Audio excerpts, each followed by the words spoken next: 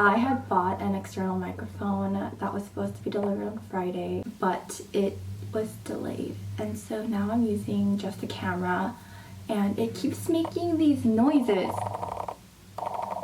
If you hear the little, then just... Let's talk about effective makeup. And what I mean by effective makeup is makeup that is flattering for your face. So this video will focus a lot on how I did my makeup when I first started and how I do my makeup now, to kind of explain my thinking process behind why I do things the way I do and why I think what I do now flatters my facial features more than what I did back then. Starting in college, I think, is when I started to play around with makeup a lot. That was in 2016, and so we all know the 2016 makeup fads were super dark, bold makeup. I will show you some pictures throughout the video, but it just did not look good on me. Disclaimer, I am not a makeup guru, I'm not a beauty guru. I actually think I'm particularly not that good with makeup, but I do think that I figured out what works well with my face. Let's start off with the eyes. What I don't like about my eyes the most are my dark circles. It is genetic. I have tried everything to try to get rid of it, but there's nothing that works. But what I was doing before in 2016 actually made them look a lot worse. I would use a concealer that was a shade lighter than my actual shade in order to brighten up my eyes, but in reality it made my dark circles, like that line right here, more prominent. You could see just like this line, my dark circle line just peeking through my concealer, and it made it look worse. So what I like to do now is I like to use color corrector before my concealer, and I use a concealer that is very hydrating, that actually matches my skin tone, and I find that that blends in my dark circles a little bit better than what I did before. I think the big thing that changed for my eyes is the way I do my eyeliner. So before, I would wing them up like how everyone else does an eyeliner wing. I just have naturally very, very round almond shaped eyes. So trying to force a cat liner on me just looks very unnatural, and it's just not flattering for my face. I also did my eyeliner really thick, and so that made my eyes look smaller because my double eyelid would be covered. I'll put in some pictures for reference, like right now. So what I like to do now is, instead of focusing on making my eyeliner go upwards, I like to make it go out straight. So I'm focusing more on widening my eyes and making them look bigger instead of forcing the wing to go up.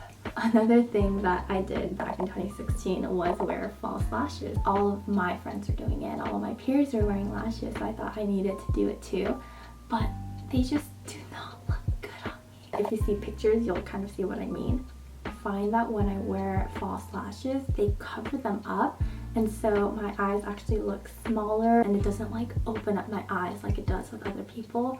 I wish I could pull off false lashes because I think they look amazing on a lot of girls. But to this day, I don't really use fake lashes, but I do really like to use mascara now. Before, I didn't really use mascara too much because I was really lazy and I hated removing my mascara at the end of the day.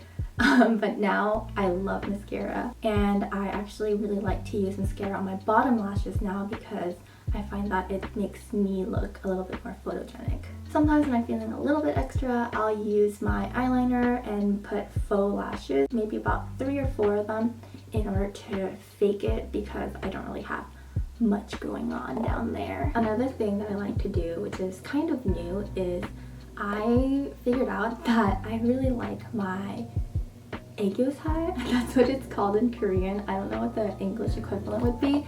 They're kind of like eye bags, but they're not like dark circles, you know what I mean? Like, these are my dark circles. It goes downwards like this, but my aegyosae is like aegyosae. I don't know why I said it like English. Aegyosae.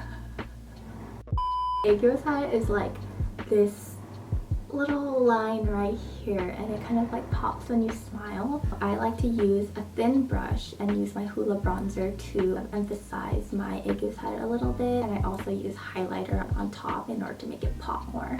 Let's talk about the skin. So back in 2016, the makeup was all about being matte, right? And I have naturally very, very dry skin. And so when I was using these matte foundations, it just made my foundation look cakey. And I would also powder my entire face. So what I do now is I actually use a skin tint instead. I find it's very hydrating and it gives me a very dewy finish, but I also use powder in certain areas of my face. So that includes like my T-zone area, under my eyes a little bit, my chin area. And so I do not use powder all over anymore because that would just dry up my skin.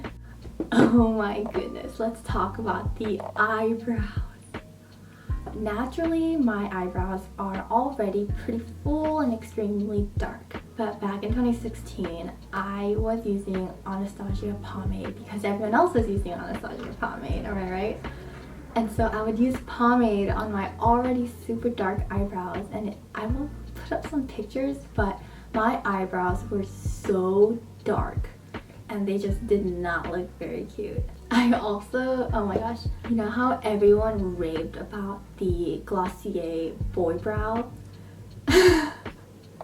So because everyone else loved it, I thought I would have to love it too. They made my eyebrows look so hairy and so dark.